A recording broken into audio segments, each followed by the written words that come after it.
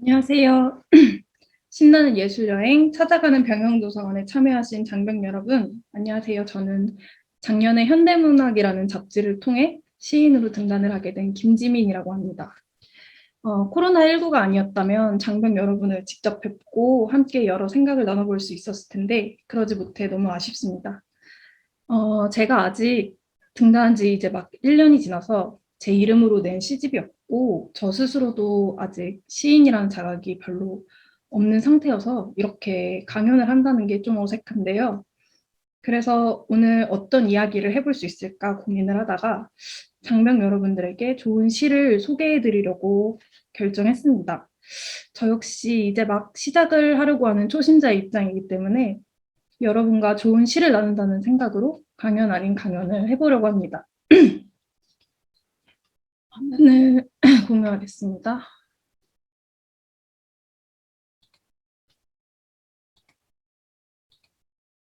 네. 저는 이번 강연의 주제를 시 읽기의 즐거움으로 잡았는데요.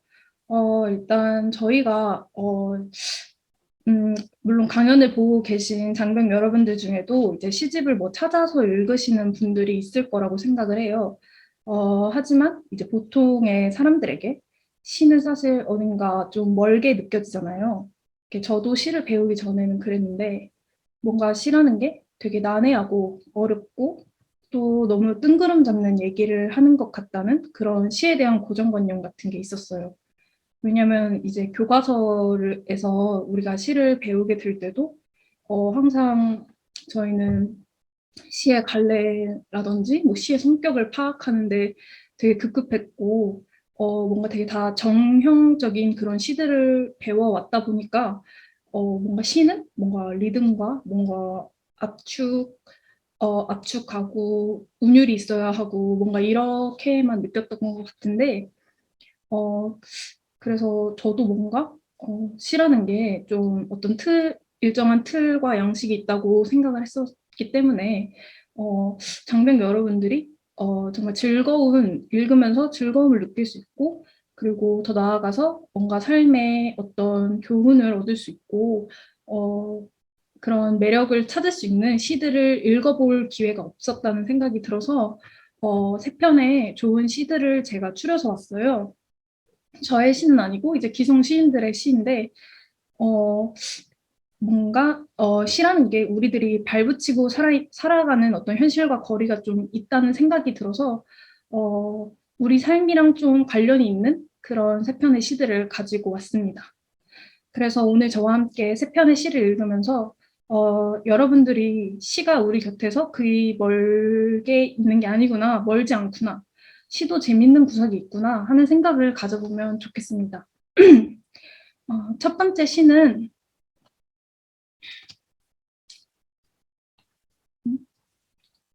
네.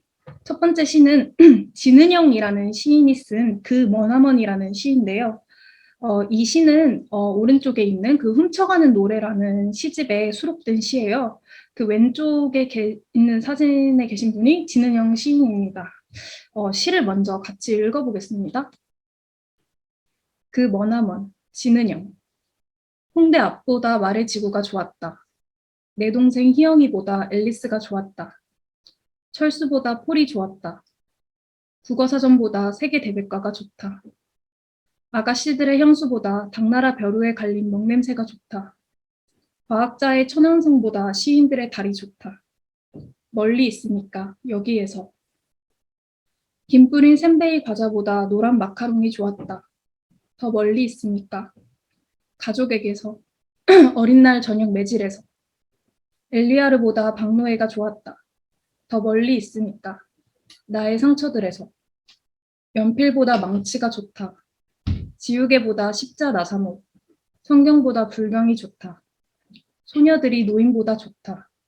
더 멀리 있으니까 나의 책상에서, 분노에게서, 나에게서. 너의 노래가 좋았다.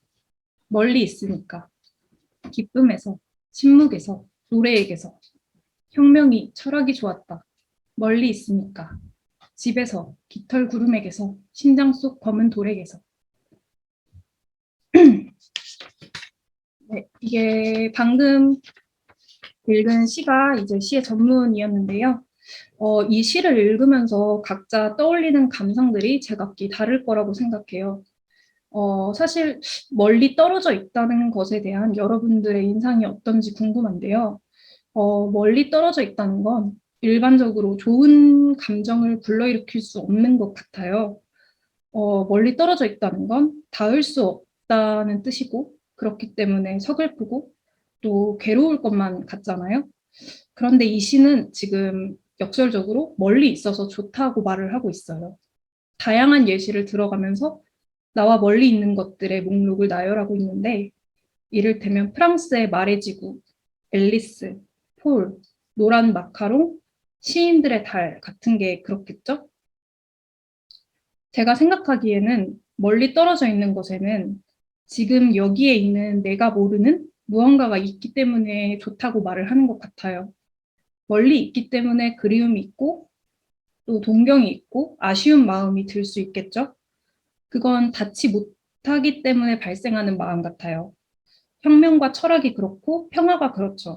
그것은 우리가 한 번도 닿아보지 못했기 때문에 그리운 무엇이 아닐까 싶습니다.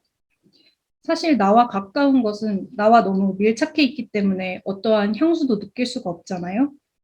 여러분도 한번 여러분과 가까이에 있는 것들을 떠올려 봤으면 좋겠어요. 그것이 특정한 사람이든 아니면 어떤 사물이든 또는 사건이든 어떤 시간이든 간에요. 가까이 있을 때 우리는 그것이 주는 어떤 압력이라든지 그것이 내게 준 상처나 고통 혹은 그것이 내게 불러일으키는 어떤 감상을 그냥 있는 그대로 받아들일 수밖에 없어요. 왜냐하면 너무 가까이 있고 그것과 함께 있기 때문에 이 시 속에서는 그 가까운 것이 가족이라든지 어린 날 저녁 매질이라든지 나의 상처들 혹은 나의 책상, 분노, 그리고 나 이런 식으로 나와 있는데 저도 그렇지만 여러분들도 가족이라든지 누군가로 인해 혹은 어떤 상처들, 어떤 분노 혹은 나로 인해 아파본 일이 있었을 거라고 생각해요. 그럴 때 우리는 우리로부터 최대한 먼 것들을 떠올릴 수 있죠. 사실 헛된 망상이라든지 뭔가 그런 것들도 먼 것에 속할 수 있을 거예요. 그 거리감으로 인해서 우리는 우리가 처해 있는 현실과 고통, 그리고 우리 심장 속에 들어있다는 검은 돌로부터 어, 거리감을 가질 수 있기 때문에 그것들을 잠시나마 잊을 수 있는 거죠. 이 시를 통해서 이제 말을 하는 게 그렇다고 이제 뭐 여러분들이 현실과 거리를 두고 살라는 건 아니에요. 무언가를 그리워하기 위해서 무언가와 떨어져 있어야 한다는 게 사실 바보 같은 거잖아요. 그러니까 그 그리움을 어떻게 참아낼 수 있겠어요? 만약에 그렇게 무언가를 좋아하기 위해 무언가가 떨어져 있는다는 것 자체가 바보 같은 건데, 다만 이 시를 통해서 우리가 배울 수 있는 것은 멀다는 것에 대해 다르게 생각해보는 그런 어떤 관점의 전환 같은 것일 것 같아요. 그래서 이 시를 한번 천천히 눈으로 읽어보시면서 음, 드는 감정들, 생각 같은 것들에 좀 집중을 해보고 너무 가까이 있는 것이 아니라 뭔가 좀 더 멀고 어떤 그런 그리움을 불러일으킬 수 있는 그런 먼 곳에 대해서 한번 장병 여러분 각자 생각해 보셨으면 좋겠습니다. 다음 시로 넘어갈게요. 다음 시는 사이토 마리코라는 일본인 시인이 쓴 시인데요. 이분은 대학에서 고고학을 전공하던 중에 한일 학생 모임에서 한국어 공부를 시작했다고 해요. 그러다가 한국으로 유학을 와서 어학당을 다니다가 93년도에 한국어로 쓴 시집을 내요. 지금 소개해드리려는 시가 그 다나나의 눈송이에 실린 눈보라라는 시의 두 번째 챕터예요. 어, 일단 이게 일본인이 한국어로 쓴 시라는 점에서 굉장히 특이한데 한번 함께 읽어보겠습니다. 눈보라, 사이토 마리코. 수업이 심심하게 느껴지는 겨울날 오후에는 옆자리 애랑 같이 내기하며 놀았다. 그것은 이런 식으로 하는 내기이다. 먼저 창문 밖에서 풀풀 나는 눈송이 속에서 각자가 눈송이를 하나씩 뽑는다. 건너편 교실 저 창문 언저리에서 운명적으로 뽑힌 그 눈송이 하나만을 눈으로 줄곧 따라간다. 먼저 눈송이가 땅에 착지해버린 쪽이 지는 것이다. 정했어. 내가 작은 소리로 말하자. 나도 하고 그 애도 말한다. 그 애가 뽑은 눈송이가 어느 것인지 나는 도대체 모르지만 하여튼 제 것을 따라간다. 잠시 후 어느 쪽인가 말한다. 떨어졌어. 내가 이겼네. 또 하나가 말한다. 거짓말해도 절대로 들킬 수 없는데 서로 속일 생각 하나 없이 선생님께 야단 맞을 때까지 열중했다. 놓치지 않도록. 딴 눈송이들과 헷갈리지 않도록. 온 신경을 다 집중시키고 따라가야 한다. 다른 모든 눈송이와 아주 비슷하게 생긴 단 하나의 눈송이. 나는 한때 그런 식으로 사람을 만났다. 아직도 눈보라 속 여전히 그 눈송이는 지상에 안 닿아 있다. 중간에 조사 하나가 빠졌는데 여기서 선생님께라는 깨라는 조사가 있었습니다. 그리고 일단 이 시는 산문의 형태를 하고 있어서 장면 여러분들이 보시기에 굉장히 시각적으로 낯설 것 같아요. 이게 시인가? 이게 산문 아닌가? 산문이랑 이 시가 다른 게 뭐지? 라는 그런 의아함이 들 수도 있을 것 같은데 사실 시라는 게 어떤 양식이나 형태에 구속되는 게 아니거든요. 뭔가 사실 시가 무엇이냐라고 묻는다면 이제 그 시인마다 그 시에 대한 정의가 아마 다 다를 거예요. 근데 아마도 그 시가 무엇이냐고 생각하냐는 그 시라는 것에 대한 정의가 그 각 시인들의 개성일 수도 있거든요, 사실은.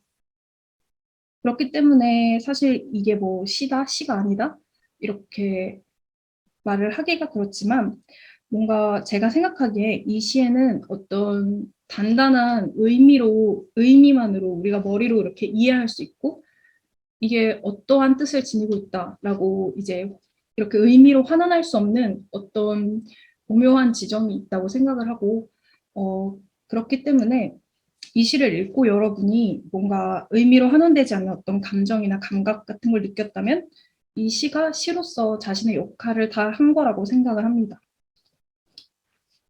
이 시는 일단 일본인이 우리말로 쓴 시라고는 믿겨지지 않을 정도로 굉장히 문장이 정말 정직하고 담백하고 그리고 적확하게 쓰여 있어요. 모든 문장들이 제 역할을 하고 있고. 그래서 정말 제가 정말로 좋아하는 시인데 이 시 속에서 화자인 나는 옆자리 애랑 함께 내기를 하고 있어요. 그 내기는 정말 이상한 내기인데 몰아치는 눈발 속에서 딱 단 하나의 눈송이를 고르고 그 눈송이를 눈으로 쫓는 거예요.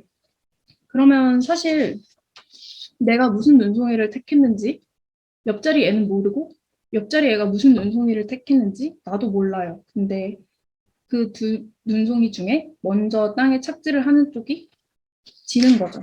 그렇기 때문에 거짓말해도 절대로 들킬 수 없는데 서로 속일 생각 하나 없이 선생님께 야단 맞을 때까지 열중했다. 라고 하고 있습니다. 사실 이 내기라는 게 굉장히 일단 특이하기도 하고, 이 발상 자체가 특이하기도 하고, 되게 있을 법하기도 하고, 그렇기 때문에 되게 이 시가 되게 진짜 같다고 느껴지는 것 같아요. 뭔가 직관적으로 딱 와닿는 그런 감각 같은 게 너무 진솔하고 또 있을 법하잖아요. 그런 수업이 심심하게 느껴지는 그런 겨울날 오후에 할 수 있는 내기 같고. 그래서 정말 좋은데 사실 이 시가 이 시를 한층 더 풍부하게 만드는 건 맨 마지막 이 두 행 같아요. 두 문장 같아요. 나는 한때 그런 식으로 사람을 만났다. 아직도 눈보라 속 여전히 그 눈송이는 지상에 안 닿아 있다. 이 구절 때문에 이 시가 더 좋게 느껴지는데 사실 누군가를 이게 그냥 내기로서 그치는 게 아니라 누군가를 만난다는 건 이 비슷한 모습으로 몰아치는 눈보라 속에서 단 한 송이의 단 하나의 눈송이를 뽑는 일과 같다는 거죠. 세상엔 정말 많은 사람들이 있잖아요. 장병 여러분들 주변에도 정말 많은 사람들이 있고, 사회에도 많이 있고, 그리고 내 곁을 스쳐 지나가는 사람들, 내가 뭐 TV나 뭐 어떤 매체를 통해서 보게 되는 사람들, 그리고 세상에 정말 많은 사람들이 있는데, 그 많은 사람들 하나하나가 모여서 이제 거대한 눈보라와 같은 이 시 속의 장면처럼 거대한 눈보라와 같다고 생각할 수 있겠죠. 그런데 우리 눈에 운명적으로 뽑히는, 우리 눈에 딱 들어오는 단 하나의 눈송이가 있어요. 사실 그거는 운명이라고밖에 말을 할 수 없는 거거든요. 선택한다라는 건, 내가 정말 나만의 의지로 뭔가 이렇게 선택할 수 있는 게 아니라 그것들이 이미 내 앞에 와 있기 때문에 내가 그것을 선택할 때 그 선택의 순간에 내 눈에 딱 들어온 그것이 그 눈송이라는 게 온전히 나만의 선택이 아닌 어떤 운명적인 힘에 의해 서로 그러니까 내가 그 눈송이를 발견할 수 있는 거기 때문에 어떤 면에선 정말 운명적인 일인 거죠. 이 시에서도 그렇게 나와 있고요. 건너편 교실 저 창문 언저리에서 운명적으로 뽑힌 그 눈송이 하나. 우리는 그런 식으로 이제 한 사람의 인생에 개입하게 되는 거죠. 그리고 그런 누군가와 마주치게 된다면 놓치지 않도록 딴 눈송이들과 헷갈리지 않도록 온 신경을 다 집중시키고 따라가야 한다는 것 같아요. 이 시가 말하려고 하는 게. 어, 그 눈송이가, 우리가 고른 그 눈송이가 언젠가는 바닥에 닿게 될지도 모르고, 우리가 그 눈송이를 따라가다가 그만 다른 눈송이랑 헷갈려서 놓칠 수도 있어요. 사람 사이의 일이라는 게 그렇잖아요. 그렇지만 우리가 그 몰아치는 눈보라 속에서 그 단 하나의 눈송이와 마주쳤다는 사실은 사실 변하지 않거든요. 하나의 눈송이에서 시선을 떼지 않는다는 것, 그리고 무언가를 그토록 집중해서 바라보고 있다는 게 사실 사랑이랑 다를 바가 없기 때문에 이 시는 그런 만남의 순간, 마주침의 순간, 그 맞닥뜨림의 순간을 정말 잘 표현한 시라고 생각을 해요. 어, 그리고 눈보라 속 여전히 그 눈송이는 지상에 아직 닿지 않았다는 말이 되게 여운이 짙죠. 아마 장병 여러분들에게도 어떤 생각나는 얼굴들이 있을 것 같아요. 다른 눈송이들과 아주 비슷하게 생겼지만 다른 그 단 하나의 눈송이 같은 존재가 있을 거라고 생각을 합니다. 그런 사람의 얼굴을 떠올려 보는 것에 집중을 하면서 이 시를 뭐 천천히 읽어보셨으면 좋겠습니다. 다음 시는 황인찬 시인의 건축이라는 시인데요. 이 시는 이제 희지의 세계라는 시집에 수록된 시입니다. 제가 이 시집에서 가장 좋아하는 시이기도 한데요. 함께 읽어보겠습니다. 어, 지금 여기만 글씨체가 다른데, 이거는 제가 PPT를 만들 때 실수했던 것 같아요. 그냥 다 똑같은 그 글씨체로 쓰인 거라고 생각을 하고 읽어주시면 되겠습니다. 건축, 황인찬. 친척의 별장에서 겨울을 보냈다. 그곳에서 좋은 일이 많았다. 이따금 슬픔이 찾아올 때는 숲길을 걸었다. 그러나 여기서 그때의 일을 말하지는 않을 것이다. 그보다는 어떤 기아학에 대해, 마음이 죽는 일에 대해, 건축이 깨지는 순간에 대해 이야기하고 싶다. 이 시는 지난 여름 그와 보낸 마지막 날로부터 시작된다. 이리 나와봐. 벌집이 생겼어. 그가 밖에서 외칠 때 나는 거실에 앉아 있었다. 불 꺼진 거실에 한낮의 빛이 들이닥쳐서 여러 가지 무늬가 바닥에 일렁였고 어쩌지? 떨어뜨려야 할까? 그가 물었지만 대답하지 않았다. 벌집은 아직 작지만 벌집은 점점 자란다. 내버려두면 큰일이 날 것이다. 그가 말했지만 큰일이 무엇인지는 그도 나도 모른다. 한참 그는 돌아오지 않는다. 벌이 무섭지도 않은 걸까? 그것들이 벌집 주위를 바쁘게 날아다니고 육각형의 방은 조밀하게 붙어 있고 그의 목소리가 언제부턴가 들리지 않아 무섭다는 생각이 들 때. 하지만 벌이 사라지면 인류가 멸종한댔어. 돌아온 그가 심각한 얼굴로 말하던 것을 기억한다. 그때쯤 여름이 끝났던 것 같다.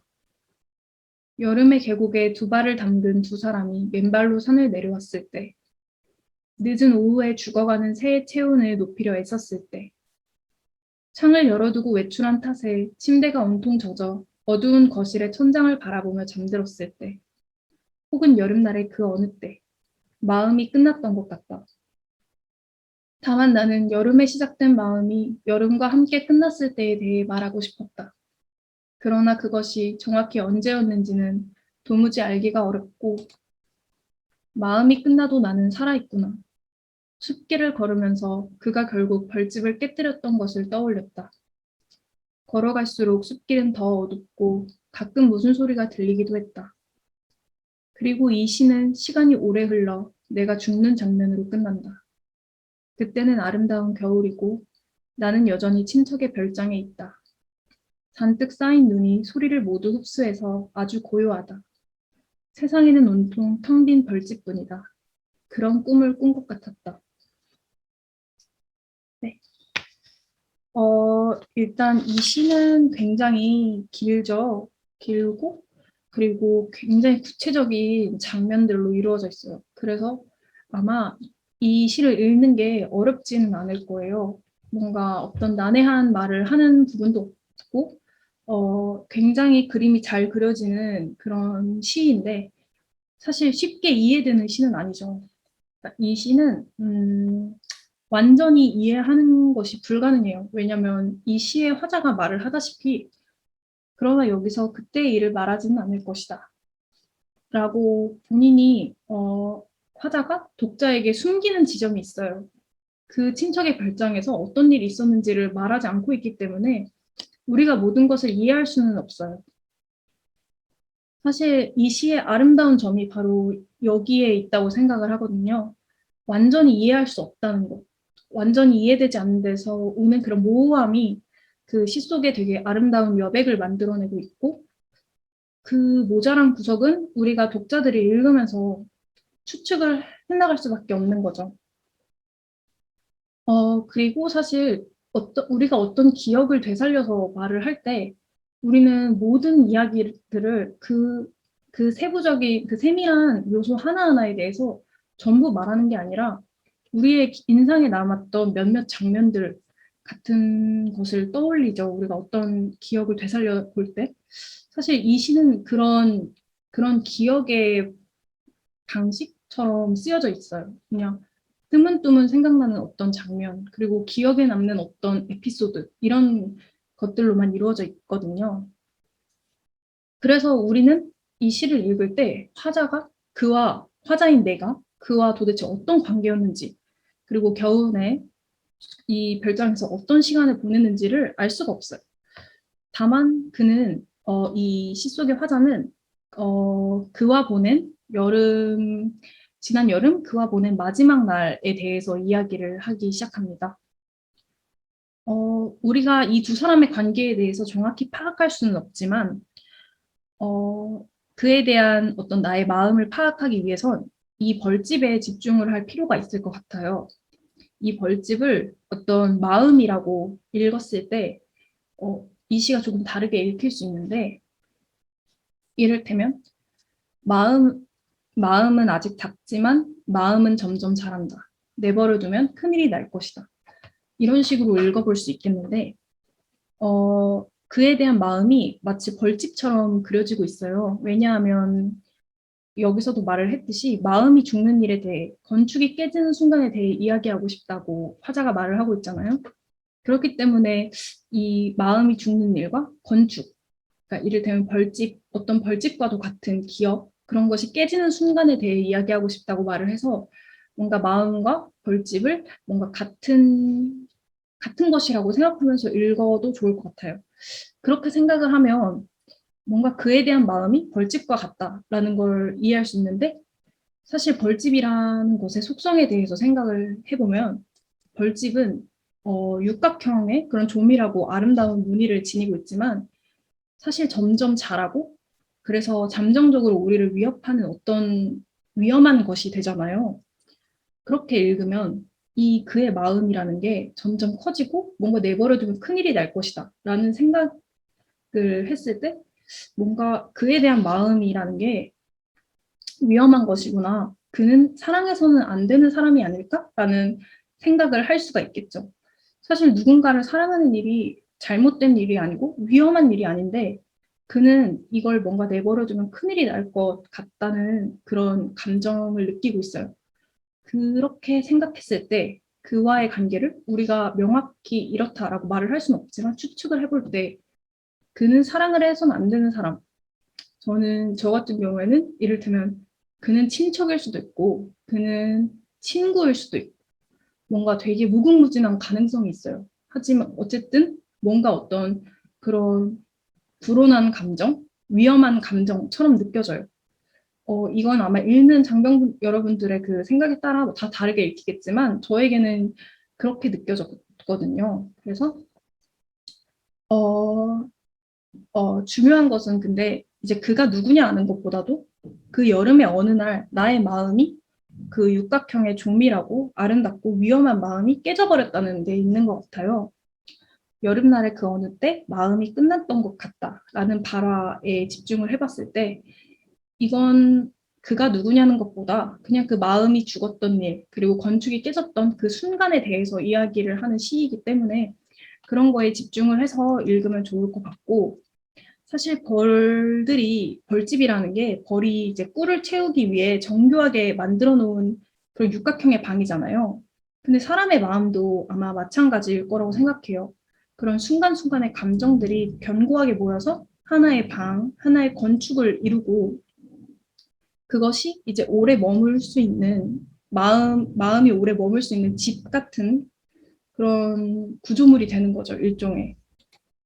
그렇기 때문에 이 시에서 화자는 시간이 오래 흘러 이 시는 시간이 오래 흘러 내가 죽는 장면으로 끝난다라고 말을 하고 있어요.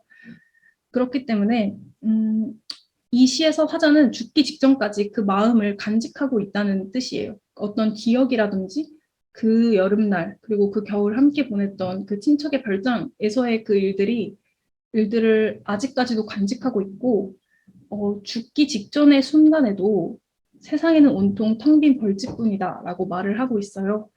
그렇기 때문에 한때 자신의 마음이 머물렀던 그 벌집이 어느새 텅 비어버린 얇은 껍질로 남아있는 거겠죠.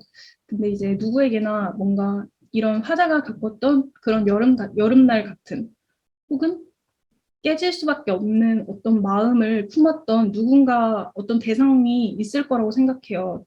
뭐 없다고 하더라도 살아가다 보면 그런 사람을 만날 수 있고 그래서 어쩌면 우리의 마지막 순간에 그때가 아스라이 떠오를 수도 있기 때문에 뭔가 이 시가 아름답게 느껴지는 이유는 우리 모두 알고 있는 감정이고 또 우리 모두 경험했던 어떤 그런 산산조각난 순간들 그렇지만 잊을 수 없는 순간들 그런 것에 대해서 아주 구체적인 장면을 통해서 아름답게 감각적으로 표현하고 있다는 점에서 이 시가 굉장히 저는 좋았거든요. 그래서 이제 장병 여러분들도 이 시를 읽으면서 이 시를 읽으면서 시라는 게 사실 어, 앞선 시들도 마찬가지고 시라는 게 되게 난해하고 어려운 시들도 있지만 사실 지금 제가 가지고 온 세 편의 시들처럼 굉장히 직관적으로 와닿는 시들이 있어요. 그리고 저 같은 경우에는 그런 시들을 되게 좋아해요. 그렇기 때문에 한번 제가 추천해드린 이 시인들의 이 시집이라든지 그런 것들을 좀 찾아서 직접 읽어보셨으면 좋겠다는 생각이 듭니다. 그러면 이게 그냥 시로서 끝나는 게 아니라 나의 삶과 연결되는 어떤 지점을 만나볼 수 있을 것 같아요.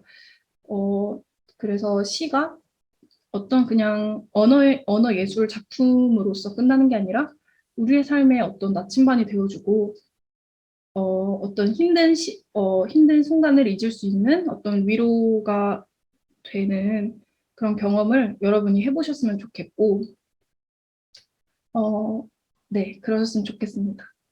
일단 제가 준비한 시는 세 편 모두 읽었고, 시간이 조금 남았으면 제시를 더 해보려고 했는데 제시까지 할 시간이 없어서 그냥 일단 이렇게 마무리를 하겠습니다. 네. 오늘 찾아가는 병영도서관 이 강연에 참여해주신 장병 여러분 정말 감사드리고요. 제가 처음이라서 너무 버벅거리고 좀 긴장을 했는데 잘 참고 들어주셔서 감사합니다. 네. 오늘 강연은 여기까지 하도록 하겠습니다. 감사합니다.